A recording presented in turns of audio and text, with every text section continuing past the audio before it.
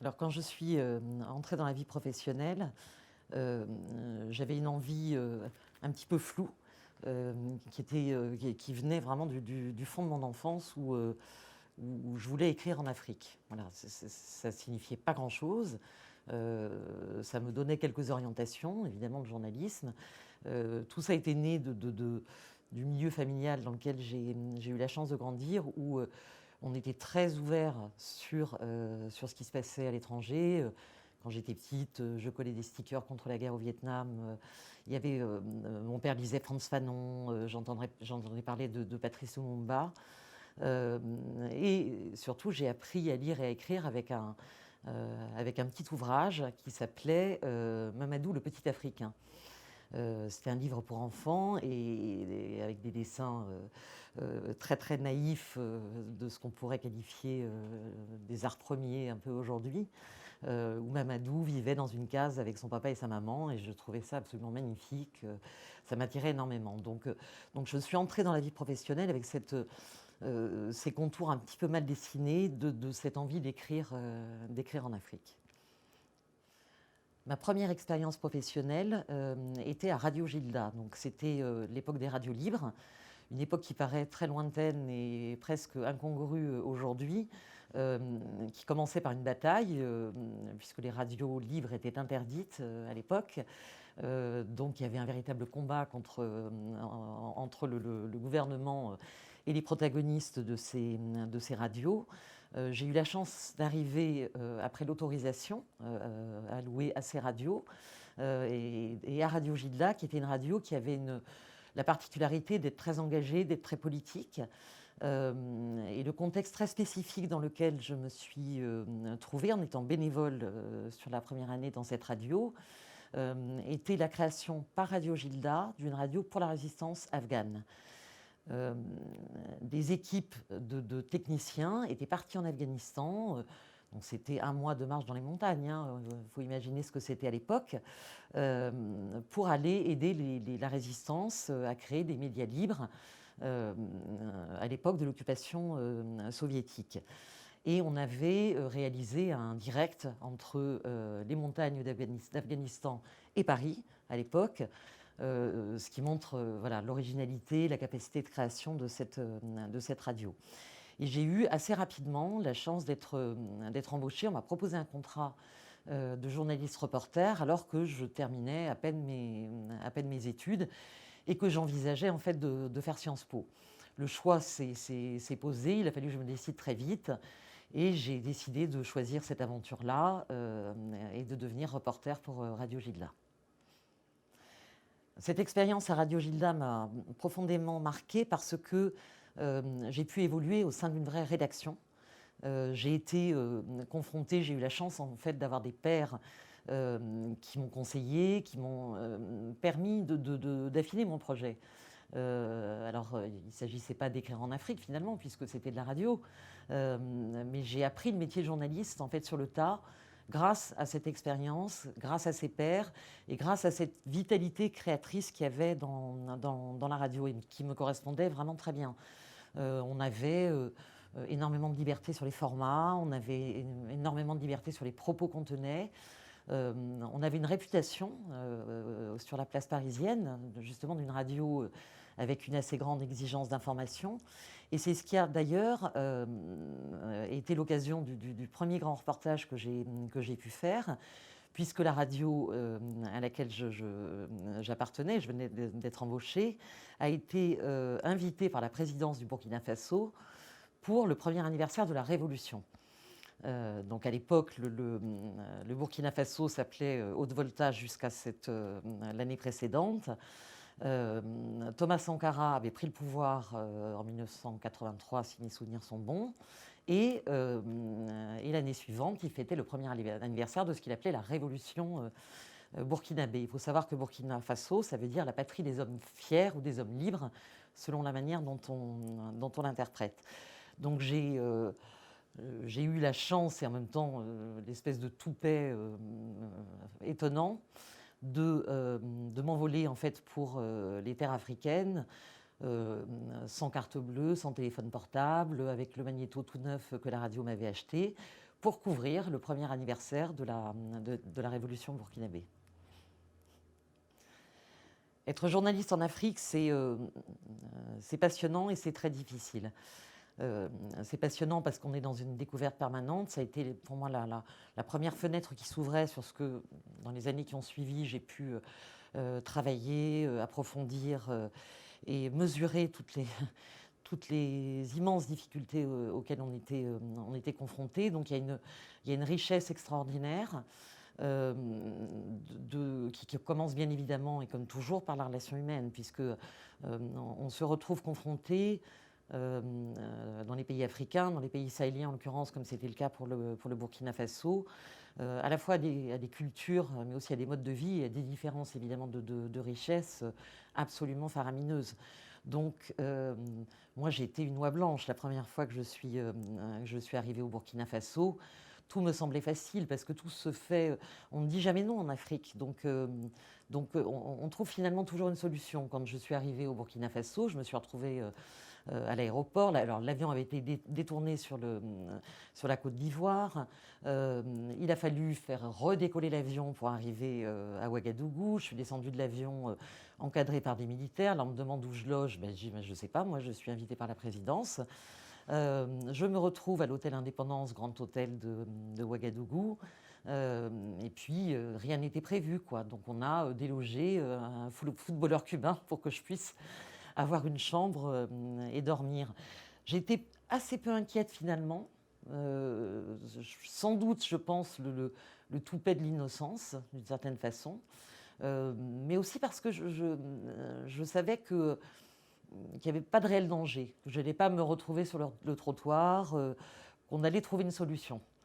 Et ça a été comme ça, en fait, pendant tout ce reportage. Je savais que j'y allais donc avec l'exigence de cette radio. On n'était pas totalement innocent sur la prise de pouvoir de Thomas Sankara.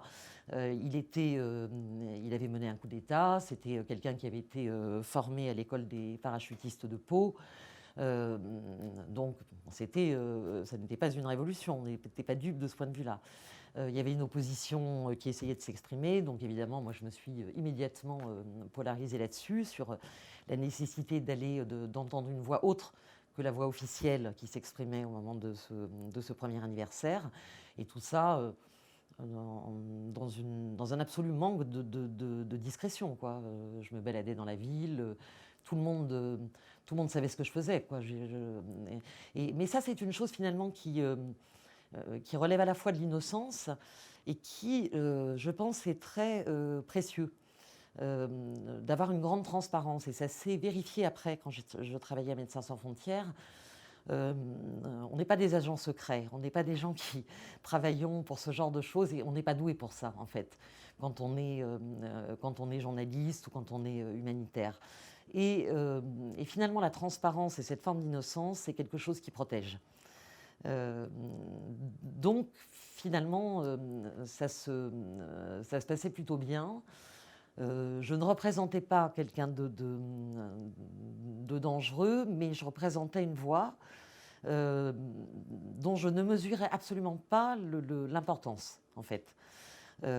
J'ai été très, très excitée, très, très enjouée d'être là pour ces festivités. C'était quelque chose de jamais vu, enfin en tout cas pour moi et pour beaucoup d'ailleurs des journalistes beaucoup plus aguerris qui étaient sur place. On avait Jimmy Cliff qui jouait avec Thomas Sankara dans le stade de Ouagadougou, Burkina Faso, The Real Revolutionary, enfin des choses, une course de vélo avec tout le gouvernement qui participe.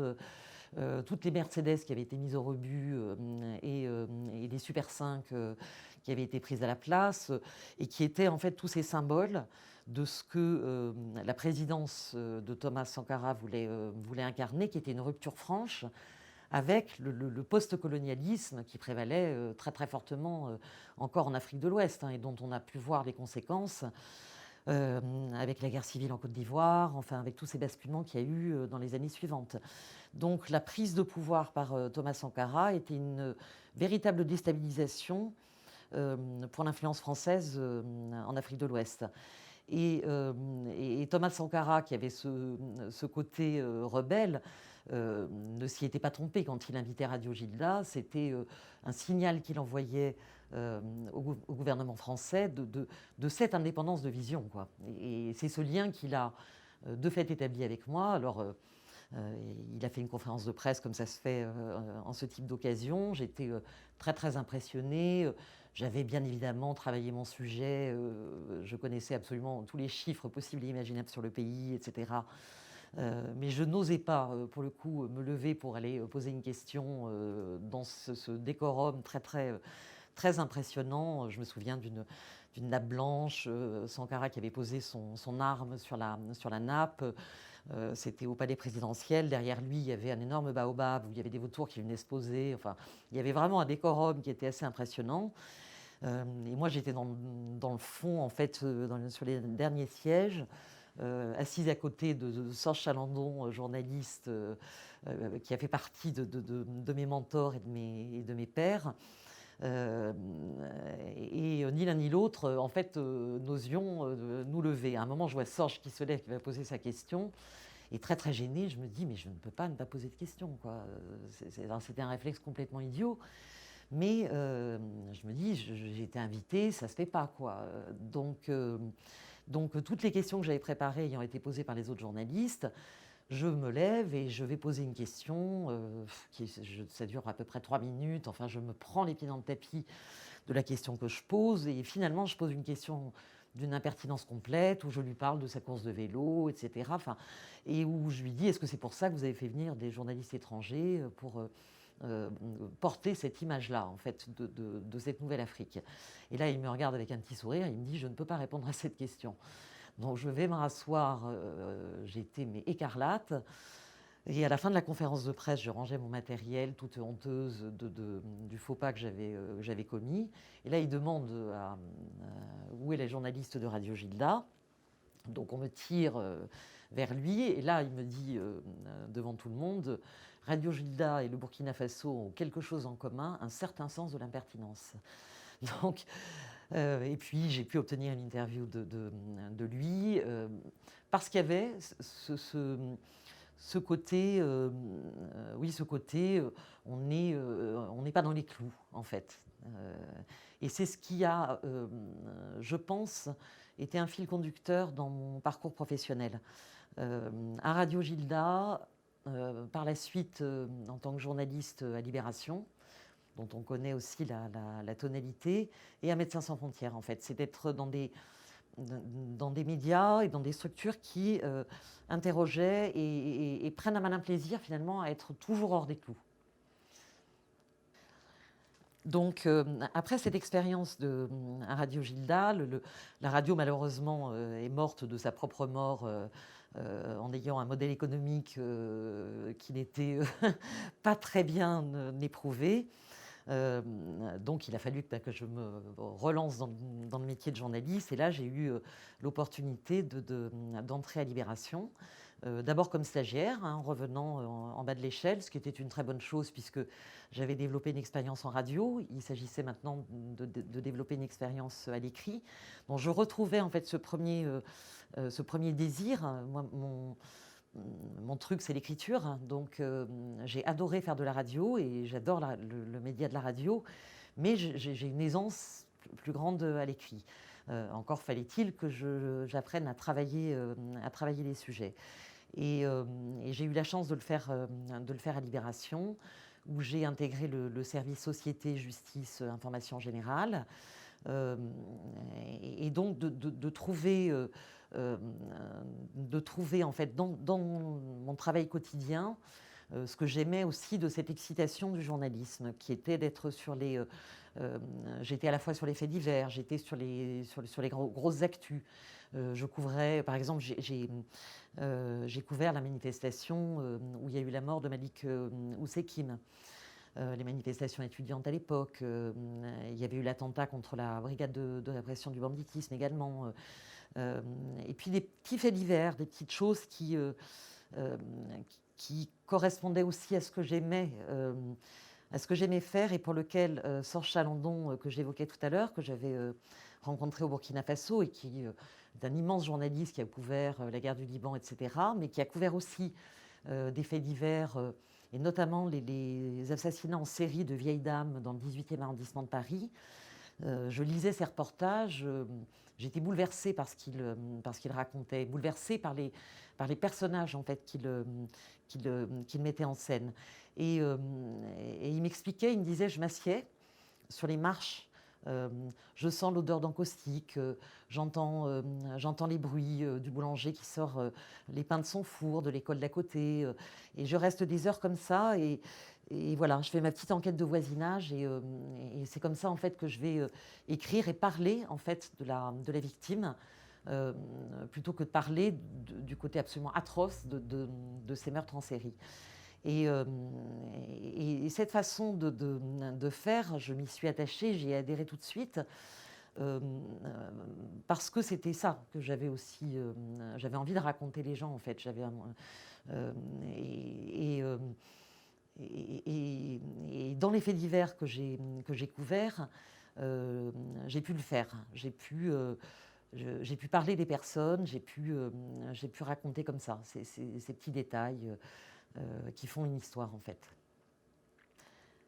Alors quelques années plus tard, j'ai eu l'occasion en fait de repartir en Afrique dans des conditions à la fois différentes et en même temps pas tant que ça finalement, euh, avec Médecins sans frontières.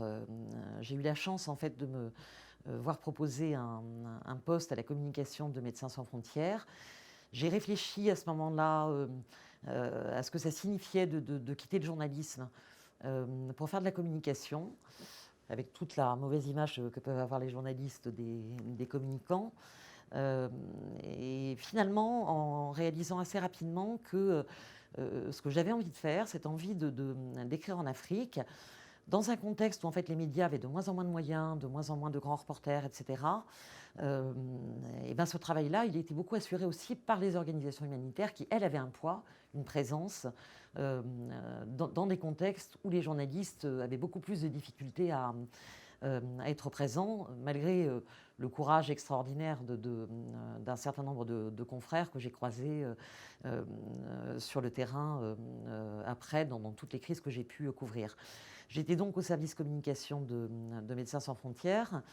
Et la première mission sur laquelle j'ai été envoyée, c'était au Malawi, donc un pays dont je ne connaissais même pas l'existence, tout petit pays d'Afrique australe, qui comptait, je pense à l'époque, moins de 10 millions d'habitants et qui accueillait 1 million de réfugiés mozambicains. Je le mentionne parce que, par les temps qui courent, quand on voit la difficulté qu'on a à la solidarité, le Malawi a accueilli, voilà, c'est ça, 10% en fait de réfugiés sur sa population pendant des années. Et régulièrement, tous les ans, il y avait, au moment des pluies, une épidémie de choléra qui faisait des ravages dans ces camps de réfugiés. Les situations de réfugiés, même installés, sont toujours des situations précaires. Quand l'installation traîne dans la durée, parce que la guerre traîne de l'autre côté de la frontière, ce qui était le cas au Mozambique, il y a des ruptures de l'aide, il y a des déficits de l'aide humanitaire qui vont générer des situations de crise, comme une épidémie de choléra. Le choléra, c'est quelque chose d'à la fois complètement effrayant. Donc quand on part sur un terrain africain sur une épidémie de choléra, c'est comme si on faisait un retour dans le temps au Moyen-Âge, quoi. On a immédiatement en tête l'expression choisir entre la peste et le choléra. Enfin, et ce qui m'avait marqué à l'époque, c'était qu'en fait le choléra avait fait son apparition en Afrique très tard, dans les années 1970, suite à des pèlerinages à la Mecque, en fait. Et donc il y avait une sensibilité extrêmement grande des populations africaines aux vibrions cholériques. Et donc, beaucoup de dégâts. Donc, il fallait intervenir très vite pour éviter la transmission épidémique. Et il fallait intervenir très vite parce que parce qu'on meurt très vite du choléra. On meurt très vite, mais on en réchappe très vite aussi. C'est une maladie assez gratifiante pour les soignants, en fait, le choléra, parce que quelqu'un va rentrer complètement déshydraté, à vomir, enfin c'est pas très charmant, mais c'est quand même comme ça que ça se traduit, quoi. Il se vide littéralement, les intestins jouent le rôle inverse, pompent l'eau de l'organisme, donc la personne se déshydrate jusqu'à la mort. Mais si on réhydrate la personne rapidement, etc., avec une bonne antibiothérapie, au bout de 2-3 jours, la personne recouvre ses forces et ressort sur ses deux jambes de la quarantaine en fait, dans laquelle on l'a mise. Et c'est la directrice des opérations qui m'avait demandé d'aller là-bas parce que ça l'intéressait d'avoir le regard d'une communicante sur ces situations qui étaient devenues assez familières pour les soignants, qui n'intéressaient strictement personne. Elle était curieuse du regard curieux que je pouvais poser, en fait. Et donc j'étais, moi, très, très heureuse de retourner en Afrique. Là, en plus, j'ai eu la chance de faire un vol où j'arrivais vraiment sur l'image d'Épinal qu'on a de l'Afrique, avec une terre rouge très très présente, avec des saignées vertes là-dedans, et puis les petites huttes au Malawi, c'est vraiment les petites huttes avec le toit de paille. Enfin, j'avais l'impression d'être dans le livre Mamadou, le petit Africain, quoi. Je retrouvais vraiment cet imaginaire-là à travers ce petit pays. Et une anecdote amusante, c'est que donc, la communication était une fonction assez nouvelle dans la manière, et ça a été aussi une de mes chances dans mon parcours, dans ma manière de l'aborder. Et quand je suis arrivée en fait, sur le terrain, un logisticien, donc ce sont les gens qui assurent les moyens de la mission, m'est tombé sur le poil immédiatement. Il m'a dit « Ah, tu es de la communication, tu vas pouvoir nous réparer les radios ». Donc autant dire qu'il n'avait évidemment pas du tout compris quel était mon rôle. Je lui ai dit « Écoute, je ne vais t'aider en rien du tout pour ça. Et moi, j'ai juste mes yeux, mon petit carnet et mon crayon pour voilà, apporter quelque chose dans cette, dans cette situation ». Donc ça a été mon premier retour en Afrique. Alors, j'ai été donc dans une période où, les années 90, je le disais, l'humanitaire était en train de changer, comme le monde était en train de changer. La chute du mur de Berlin, etc. Enfin, c'était des nouvelles donnes partout. Donc on était dans un climat qui faisait émerger, faisait naître des guerres civiles nouvelles. Ça a été le cas de la Somalie, une des premières guerres civiles extrêmement meurtrières et dont on voit aujourd'hui encore les dégâts. Le pays n'est toujours pas sorti de ce qui est advenu en décembre 90 quand Siad Barre a été chassé du pouvoir. Ça a été pour moi, la Somalie, un terrain très important. J'ai vécu au rythme de la Somalie pendant assez longtemps. J'ai eu l'occasion d'y aller, d'être confrontée à une situation de guerre civile extrêmement dangereuse, dans lesquelles on se posait beaucoup de questions sur le fait d'être accompagné d'hommes armés dans nos missions. Donc toutes ces interrogations-là, qui ont mis beaucoup de temps à être résolues, parce qu'il n'y avait pas une seule vérité, il n'y avait pas une seule réponse. De voir aussi que la famine, elle ne tombait pas du ciel comme ça. La famine était une conséquence évidente de la guerre civile, qui encore une fois ne suscitait que très très peu d'intérêt au moment où le monde entier avait les yeux braqués sur le Koweït, la guerre du Golfe, etc. Et qu'on voyait en fait peu à peu émerger des indices comme ça d'une famine qui a décimé 25% des enfants somaliens, ce qui est quand même quelque chose d'absolument monstrueux. J'avais écrit une tribune à partir d'un récit que m'avait fait un collègue sur le terrain qui me racontait que avant, donc dans ces pays où il y a beaucoup de voyages, etc., donc quand les gens passaient en 4x4, les enfants, pour rançonner les véhicules, avaient coutume de mettre des pierres sur la route. Et là, au lieu de mettre des pierres, ils mettaient des corps. Ce qui donne vraiment toute la dimension terrible de de cette famine. Et j'ai vu derrière l'intervention américaine, le désastre absolu que ça a été, et la limite aussi de notre rôle, puisqu'on a réussi à faire parler de la gravité de cette famine avec ce que j'écrivais, avec le travail des épidémiologistes absolument essentiels qui venaient comptabiliser les tombes, qui comptabilisaient les morts. Donc l'aspect scientifique et l'aspect communication, en fait, nous a permis de faire émerger des sujets dans l'actualité pour en perdre aussitôt la maîtrise, pardon, avec les interventions étrangères qui jamais n'ont ressemblé à ce qu'on aurait pu souhaiter. Je me suis évidemment, en faisant ce travail, très rapidement retrouvée au Rwanda, sur la région des Grands Lacs, suite au génocide d'avril 1994, avec ce même rôle, en fait, qui était de rassembler des témoignages des victimes, des rescapés en l'occurrence, du génocide, mais aussi, ce qui était particulier sur cette mission-là, sur des gens qui avaient de fait participé activement au génocide, parce que il fallait établir ce qu'on avait mis du temps à comprendre, même à Médecins sans frontières, à savoir que c'était bien un génocide qui était à l'œuvre. Pendant une semaine, on a été comme tout le monde, complètement désorientés, à ne pas du tout comprendre ce qui était en train de se passer à Kigali. Mon mari, à l'époque, médecin épidémiologiste, était à Kigali en rentrant des camps de réfugiés burundais très importants au Rwanda à l'époque.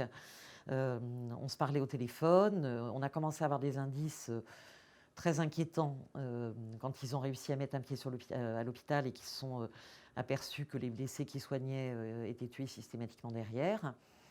Et puis quand on a su qu'on avait égorgé des casques bleus belges et assassiné la première ministre rwandaise. Donc les indices se resserraient de plus en plus, les équipes qui étaient sur place ont été évacuées et on a envoyé des équipes pour essayer d'intervenir dans ce contexte de génocide. MSF a sorti une campagne à ce moment-là en disant on n'arrête pas un génocide avec des médecins. Il était évident qu'il était impossible d'avoir une assistance médicale sur le terrain même du Rwanda. Et donc l'aide se concentrait sur le Burundi, sur la Tanzanie, et puis plus tard sur le Zaïre, auprès des réfugiés, qui en l'occurrence étaient des gens qui avaient été mis à contribution très fortement sur le génocide. Donc ça a été un travail qu'on a mené à quelques personnes, qui a été, je pense, très difficile. Je dis je pense parce qu'en fait, quand je l'ai fait, quand on est plongé dans ce travail-là, je crois qu'on ne mesure pas l'impact que ça peut avoir sur soi-même. Je le mesurais simplement quand, au bout de 5-6 récits, tous plus abominables les uns que les autres, je ressentais une immense fatigue. Et il y avait des détails que je ne voulais même pas raconter. Enfin, je mesurais aussi qu'il arrive à un degré d'horreur où raconter les choses telles qu'elles se sont réellement produites ne sert à rien, parce que ça ne va convoquer que l'émotion. Et la raison ne peut plus être présente. On ne peut plus réfléchir quand on raconte des choses aussi horribles que ce que j'entendais. Et en même temps, c'était très difficile de m'autoriser. Les gens me confiaient l'histoire de leur vie, quoi, et de la mort de leurs proches. C'était quelque chose de terrible de me dire qui je suis, moi, pour décider ce que je vais garder, ce que je vais ne pas raconter. Voilà, quelle confiance ils m'accordent, jusqu'à quel point je les respecte ou je les trahis en racontant et en m'emparant de leur histoire. Et en fait, ce qui illustre, je pense, bien, ce qui m'a traversée pendant cette mission-là, c'est que j'ai été accompagnée d'un traducteur, évidemment, hein, pour pouvoir échanger avec les gens. Euh, et donc, il m'a traduit toutes les histoires. On murmurait, hein, les entretiens se passaient dans des endroits retirés des regards des autres, etc. Et donc, on était très proches entre la personne avec qui on parlait, le traducteur. On avait vraiment nos trois têtes et nos oreilles qui étaient dans une immense proximité comme ça. Et il me traduisait tout ça. Et le dernier jour, on attendait la voiture qui venait nous chercher. On s'était assis sur un tronc d'arbre. Et là, je lui dis, ben, Jean, mais je t'ai pas demandé ce que c'est ton histoire à toi. Et là, il m'a raconté l'histoire euh, la plus terrible, enfin, oui, horrible, avec une dignité incroyable, avec une voix quasiment dénuée d'émotion, parce que je pense que quand on a vécu des choses comme ça, on n'est plus capable en fait de mettre de l'émotion, de mettre des larmes, etc. là-dedans, quoi. Donc d'une voix blanche quasiment, il m'a raconté qu'il avait été pourchassé, qu'il avait perdu sa femme et ses enfants qui ont tous été massacrés de manière abominable, et qu'il a été sauvé par un Hutu. Et que les vêtements qu'il portait sur lui, il avait un t-shirt jaune et un pantalon d'une couleur indéfinissable, étaient des vêtements que lui avait donné cet ami. Il avait traversé à la nage et il avait survécu parce qu'il avait réussi à aller au bout de sa nage, au bout de son effort pour rejoindre le Burundi. Il ne savait pas ce qu'était devenu cet ami, dont il pensait très probablement qu'il avait été puni évidemment de son geste et donc assassiné derrière. Et l'histoire de Jean, donc je l'ai racontée et je l'ai écrite. Et la section américaine de Médecins sans frontières s'est emparée de cette histoire, l'a traduite, et il y a eu un énorme mouvement en fait d'émotion aux États-Unis autour de cette histoire, quoi. Jean s'est mis à incarner le génocide. Il était instituteur dans un village qui s'est retourné contre lui. Voilà, c'était une histoire qui incarnait en fait ce génocide-là. Par ailleurs, puisque je faisais partie d'une organisation extrêmement exigeante et que ce que j'ai vite compris, j'évoquais l'innocence au début et j'évoquais la transparence qui sauve en fait. Il y a en même temps, et c'est le paradoxe d'un parcours comme celui-là, c'est cette exigence permanente à comprendre les contextes, à savoir dans quoi on intervient, parce que sinon, l'aide qu'on est censé apporter aux victimes se retourne contre les victimes, quoi, et on ne sert à rien, quoi. Donc, il faut être extrêmement vigilant en permanence. Il faut connaître mieux que quiconque les contextes dans lesquels on intervient. Et c'est la raison pour laquelle je suis donc allée sur la Tanzanie. Au passage à Gué de la Frontière, j'avais emmené avec moi une journaliste du Monde qui avait quelques interrogations autour de ce premier exode de 200 000 personnes sur la Tanzanie. Pays qui n'avait pas beaucoup de sympathie pour les forces armées rwandaises, hein, et pour les génocideurs. Qui était plutôt un pays neutre par rapport au Zaïre plus tard, qui a accueilli 800 000 réfugiés. Mais ce que j'ai pu constater avec cette journaliste, en allant interroger les gens à l'endroit où ils passaient en fait la frontière avec la Tanzanie, entre le Rwanda et la Tanzanie, je leur demandais, mais pourquoi vous fuyez? Alors, évidemment, ils me répondaient la guerre. Si on s'arrête à cette réponse-là, bon, donc je disais oui, non, mais la guerre, mais on vous a menacé, il y avait des armes, il y avait des bombes, il y avait, voilà, c'est quoi la guerre? Est-ce que le FPR est arrivé au village, etc. Et là, les choses devenaient beaucoup plus complexes. Non, c'est le bourgmestre, le maire en fait du village, c'est les Interamwe, les forces armées rwandaises. Donc on s'apercevait que derrière ces civils, c'était en fait les autorités pro-génocidaires qui avait organisé cet exode. Et, euh, et donc j'ai poursuivi mon travail en regardant, alors en interrogeant le nombre de réfugiés sur le camp. On parlait de 220 000 réfugiés sur le camp de Benako. Et, euh, et alors j'ai souvenir d'une anecdote qui illustre bien tout ça, où même à MSF, c'était les grosses équipes MSF avec les gens très très occupés en permanence par l'urgence, parce que c'était la mise en place justement de toute l'aide aux réfugiés. Et les choses roulaient incroyablement par rapport aux autres situations de réfugiés qu'on avait pu connaître. Il y avait une discipline dans ces camps-là qui était très étonnante. À mon sens, bien trop grande. Je trouvais ça très très suspect. Euh, et ça commençait avec tous les représentants, justement, dans tous les petits quartiers qui s'étaient refondés dans le camp. Il y avait à chaque fois un représentant qui, comme par hasard, était quelqu'un qui avait occupé les responsabilités au Rwanda avant le génocide et pendant le génocide. Et tous ces gens-là tiraient à la hausse, évidemment, le nombre de personnes sur le camp de réfugiés. Je me suis à un moment installée pour assister à une distribution d'aide alimentaire et je voyais donc les femmes qui recevaient le bidon d'huile, enfin les choses assez classiques que l'on a dans les rations comme ça distribuées aux réfugiés.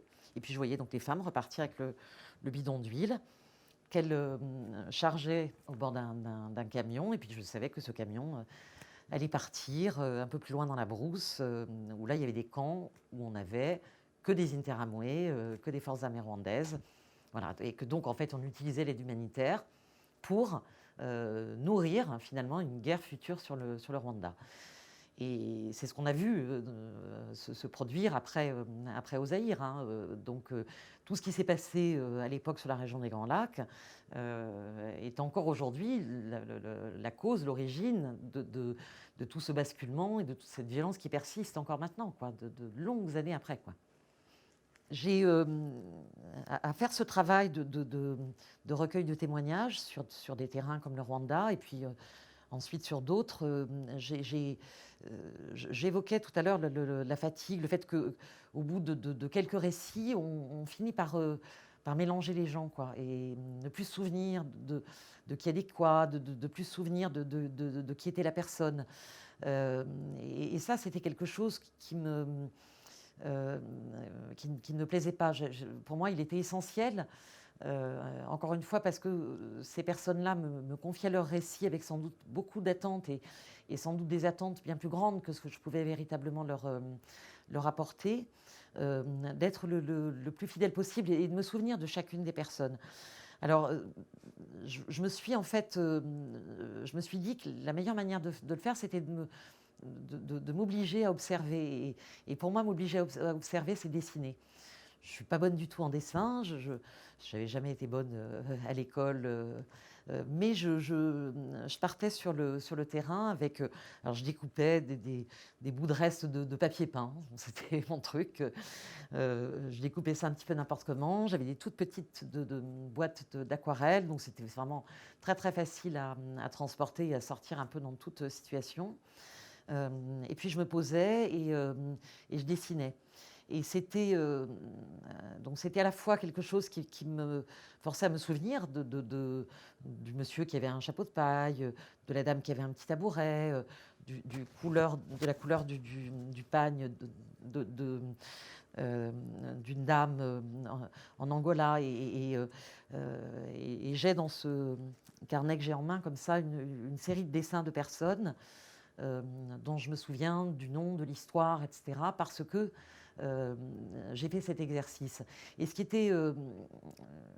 était aussi intéressant, c'était... J'ai toujours eu du mal, même si je respecte énormément les photographes qui sont sans doute parmi les journalistes les plus courageux, hein, qui vont vraiment, vraiment au front et qui sont des gens avec qui j'ai eu l'occasion de travailler justement en Angola, notamment Sebastião Salgado, qui en était à son 23e voyage en Angola, quoi. Donc autant dire qu'il connaissait le pays, mais bien mieux que moi, et nous avait permis à l'époque de faire émerger dans l'actualité la famine que personne ne voulait voir. L'appareil photo est quelque chose d'assez agressif, à mon sens, et en tout cas, je ne me sentais pas à l'aise du tout avec cette utilisation. Et le dessin générait une relation différente avec les gens. Parce que du coup, les gens venaient regarder comment je dessinais, ils se moquaient de mon dessin, ils rigolaient de la personne que je dessinais. Ça générait en fait un échange qui était assez joyeux, assez simple. Et j'apparaissais comme... je me fondais beaucoup plus facilement dans le paysage. Et ça, je l'ai fait en Angola, je l'ai fait aussi en Afghanistan après les frappes américaines, où on avait une situation de réfugiés en Iran, et puis, enfin en Iran, dans le no man's land entre l'Iran et l'Afghanistan, et où je me suis retrouvée une fois dans un camp qui était tenu par des talibans. L'anecdote quand même délicieuse est que les talibans m'ont sorti une chaise, m'ont sorti de l'eau, etc., pour que je puisse dessiner.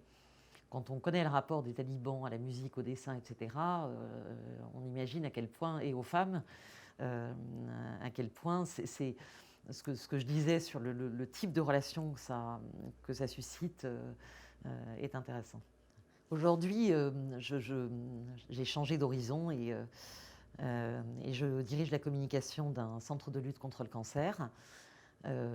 Cela paraît très lointain, ce que j'ai pu faire, et ça l'aide de plein de façons, puisque je travaille dans un hôpital qui dispose de moyens technologiques qui n'ont évidemment rien en commun avec la débrouille et la vulnérabilité que j'ai pu rencontrer sur les terrains. J'ai commencé ce poste, je rentrais du Sahel, où j'avais beaucoup été au Tchad et au Niger, et donc autant dire que me retrouver dans une structure aussi imposante qu'un hôpital qui emploie 1500 personnes et qui traite plus de 90 000 patients par an, c'était très impressionnant. La similitude, on la voit tout de suite, quoi. C'est le lien entre la vie et la mort, quoi. C'est que les personnes atteintes de cancer sont dans un combat contre la maladie, et qu'elles sont dans cette attente, dans cette relation aux soignants, j'aime pas dire de faiblesse, mais d'attendre du soignant qu'il les aide. En fait, c'est le soignant qui a les armes, c'est pas le patient. C'est pas au patient de se battre, c'est au médecin de se battre. Le patient, lui, si, il peut se battre en essayant de supporter au mieux la chimiothérapie, les rayons, les brûlures, voilà. Mais il est pris là-dedans, quoi. Et avec cette peur, évidemment, quand on dit aux gens, et tous disent la même chose, quand on annonce aux gens qu'ils ont un cancer, ils disent soit le ciel m'est tombé sur la tête, soit le sol s'est dérobé sous mes pieds. Donc on voit bien que c'est une fin du monde pour eux. En tout cas, c'est un questionnement immédiat sur est-ce que je vais vivre ou est-ce que je vais mourir. Donc c'est ce qu'il y a de commun avec l'immense précarité que j'ai pu connaître sur le terrain et sur ce que ça induit du rapport aux soignants. Et je pense que c'est la raison pour laquelle j'ai trouvé énormément, et je trouve énormément d'intérêt à la démocratie sanitaire. La démocratie sanitaire, ça existe depuis longtemps déjà, ça a été formalisé depuis 2002, bien que ce soit encore loin, loin, loin d'être une réalité pleine et entière. Ça m'avait déjà intéressé lorsque j'ai fait l'Institut d'études politiques avec une spécialisation en sociologie des médias relativement tard, après quelques années de terrain à Médecins sans frontières. Et j'avais fait un travail sur la relation médecin-patient avec les personnes d'ACT UP. Donc, on le sait, le rôle qu'ont eu les malades du sida pour changer les rapports entre le mandarin et son patient. Et de ce point de vue-là, les choses ont beaucoup changé, mais demeure énormément de travail à faire. Du côté des soignants, bien sûr, comme du côté des patients. Et si moi, je peux apporter quelque chose, c'est comme je pouvais le faire sur les terrains, c'est d'être une sorte de passeur, en fait, de flambeau, de parole. Je crois que c'est ce que ça permet, d'écouter les patients. Moi, je parle beaucoup. Alors, bien sûr, avec les gens du comité de patients, je suis co-animatrice avec une médecin du centre, du comité de patients de l'Institut. Mais je suis énormément sur les réseaux sociaux, dans les couloirs, et avec le réseau associatif qui soutient l'Institut, en relation étroite et la plus permanente possible avec les patients. Alors le b.a.-ba de la démocratie sanitaire, c'est l'information, déjà. C'est le b.a.-ba et c'est très compliqué en cancérologie parce que comprendre ce qui arrive, se retrouver plongé du jour au lendemain dans des choses extrêmement scientifiques, extrêmement techniques, c'est ce qu'endurent et ce que traversent les patients très rapidement une fois que le diagnostic est posé, dans cet état de sidération que j'évoquais tout à l'heure, et qui ne va pas les lâcher en fait. Ils deviennent experts de leur maladie, on le voit rapidement, et notamment les gens qui sont atteints de cancers hématologiques, qui sont des cancers extrêmement brutaux et qui engagent le pronostic vital de manière extrêmement forte. Ils vous parlent de leurs analyses, ils m'en parlent à moi comme si j'étais une soignante en me disant des choses que je suis absolument incapable de comprendre. Et ils discutent avec leurs médecins de leur protocole. Enfin voilà, ils sont de plus en plus experts de leur maladie et en même temps, ils ont envie de comprendre et il y a un moment où ils n'ont plus envie de comprendre. Et la maladie est le cheminement est un aller-retour entre ces postures-là. C'est pas simplement des personnes qui veulent savoir et qui vont prendre en main en fait leur destin d'une certaine façon, et d'autres qui n'en seraient pas capables. C'est chez les mêmes personnes, des temps différents dans la maladie. Et puis moi j'aborde ces enjeux de démocratie sanitaire avec aussi cette autre chose qui me paraît indispensable, qui au-delà de l'information, l'information pourquoi, c'est pour un choix éclairé, quoi. Et le choix éclairé, c'est pas forcément celui que l'on va imaginer. Et encore une fois, quand on a fait de l'humanitaire, ça c'est une chose, enfin, ou quand on a essayé en tout cas de le faire, comme je l'ai fait, se mettre à la place des victimes, ou penser qu'on est capable de comprendre ce que les gens vivent, etc., c'est une arrogance dont il faut sortir très vite. Il y a des gens qui, à un moment, voilà, n'ont pas envie de rentrer chez eux. On va leur dire c'est génial l'ambulatoire, vous allez être opéré pour un cancer du sein, vous pouvez rentrer chez vous le soir même, etc. Et moi, je me souviens de la première réaction des gens du comité de patients, les femmes, qui m'ont dit non mais moi ça va, une nuit à l'hôpital, si ça peut m'épargner de faire le repas du soir, etc. Et puis j'ai la trouille, quoi. J'ai la trouille. Je vais rentrer chez moi et j'ai peur que ça se passe mal, quoi. Donc je préfère rester à l'hôpital. Voilà, cette parole et ce choix éclairé des patients, il ne faut pas qu'on le torde pour aller dans le sens de ce qui nous arrange et qui sont les directives plus généralement imposées au système de santé, etc., quoi. Donc je crois qu'encore une fois, il y a beaucoup, beaucoup de travail à faire, qu'il serait extrêmement dommage que la démocratie sanitaire soit dévoyée parce que c'est un concept derrière lequel on a du mal à mettre des choses concrètes, que j'ai la chance d'être dans un institut qui a été très pionnier dans ce domaine, qui continue à l'être sous la houlette d'une direction qui nous ouvre en fait les possibilités de le faire, mais qu'il ne faudrait pas que ces initiatives assez locales ne soient pas suffisamment relayées pour que finalement tout le monde finisse par abandonner, ce qui est quelque chose, je pense, de très, très, très, très salutaire pour tous. Alors en marge de mon travail, de ces allers-retours sur le terrain, de mon travail de communication et de direction de communication, écrire, donc en Afrique, je l'évoquais au début de l'entretien, la passion de l'écriture que m'avait transmise mon père, que j'ai eu la malchance de perdre jeune, d'un cancer du pancréas d'ailleurs, donc comme quoi il n'y a pas beaucoup de hasard aussi dans la vie. Hein. Quand on m'a dit vous postulez pour un centre de cancérologie, j'ai eu aussi pas mal d'état d'âme, me dire comment je vais aborder ça. Mon père était un écrivain de très grand talent et je l'évoquais, j'ai eu la chance en fait de grandir dans une famille où la liberté d'expression était encouragée. Et donc j'écrivais avec beaucoup d'arrogance et beaucoup de liberté. Et j'ai toujours écrit. Et j'ai écrit un premier livre sur des expériences que j'ai évoquées en partie. J'ai écrit une fiction qui se passait entre l'Angola et la Tchétchénie. Et puis après, j'ai complètement changé de domaine, mais j'ai eu ce souci donc, de reprendre des études, d'essayer de creuser les choses. Et de fait, j'avais fait moi des études littéraires classiques. Donc je connaissais très bien l'Antiquité, je connaissais très bien la démocratie athénienne, etc. Et je me suis intéressée à ce qui s'était passé avant et sur cette période mésopotamienne que je ne connaissais pas du tout.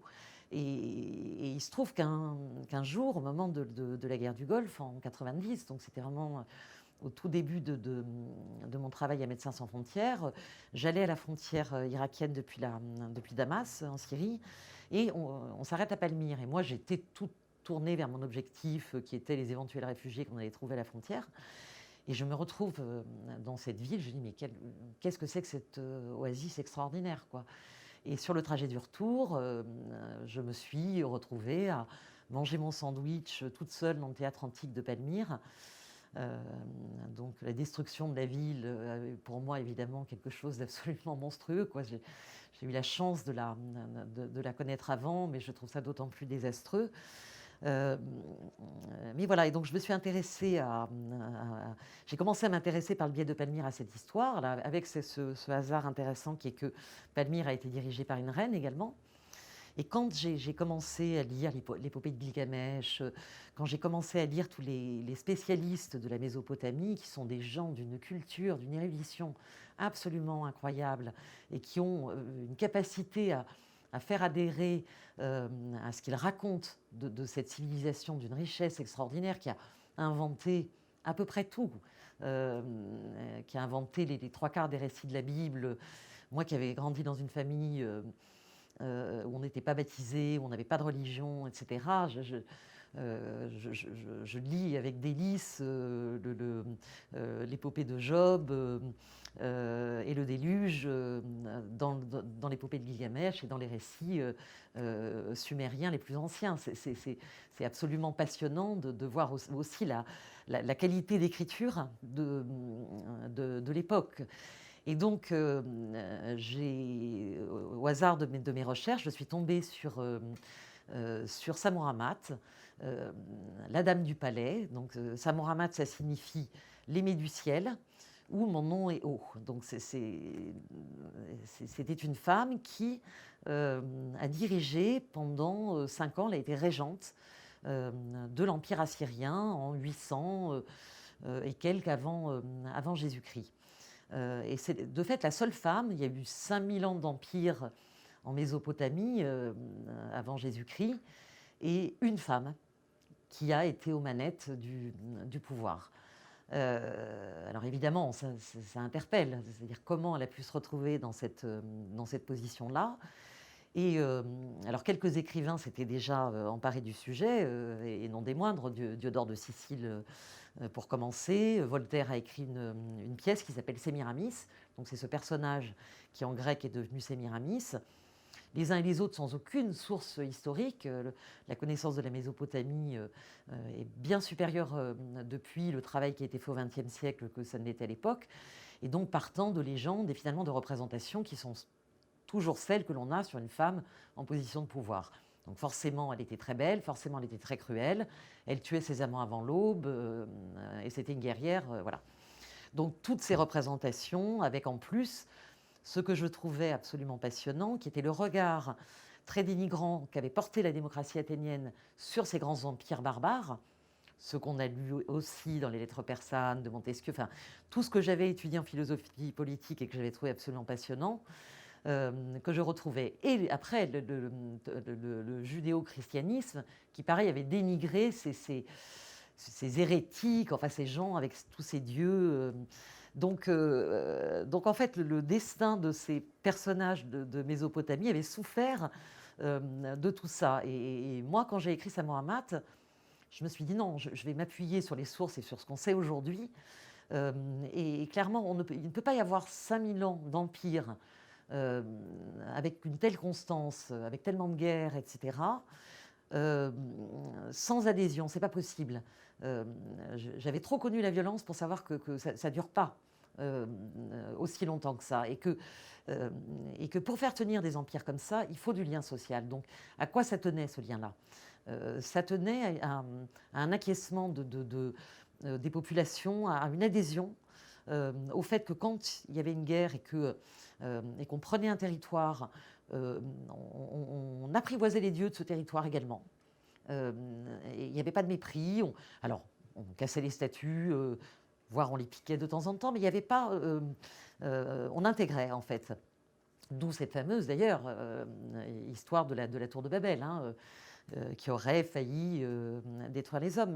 Mais qu'en réalité, on était capable de vivre un multiculturalisme avec, sur un terrain qui avait tellement peu de ressources à accorder, de l'argile et de la paille, quasiment, du blé, qu'il fallait entretenir les canaux, qu'il fallait entretenir les routes, qu'il fallait aller puiser les ressources ailleurs, et que pour ça, il fallait un État très organisé, une bureaucratie, etc., qui fonctionnait. Donc, je me suis attachée à décrire ça, en fait, à raconter des personnes qui, en fait, avaient ce sens très ancien et très incongru, peut-être pour nous, de l'Empire.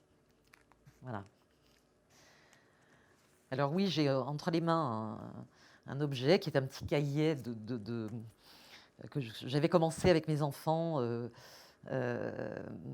pour en fait, leur faire part des voyages que je faisais. On avait des rituels avec mes enfants comme ça. Ils avaient une map monde, donc je leur montrais à chaque fois les endroits où j'allais. Puis j'essayais autant que faire se peut de dessiner, comme je l'expliquais tout à l'heure, pour des raisons tout à fait autres.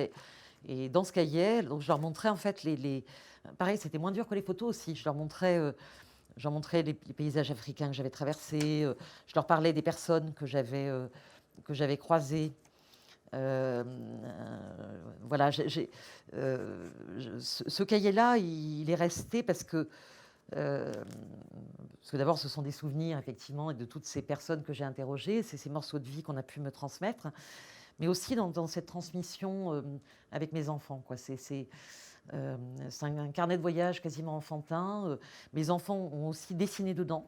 Donc, finalement, il est devenu un mixte entre les histoires que moi j'allais recueillir à l'autre bout de la terre et puis ce qu'on vivait au quotidien, nous, dans nos vacances ensemble, nos moments ensemble.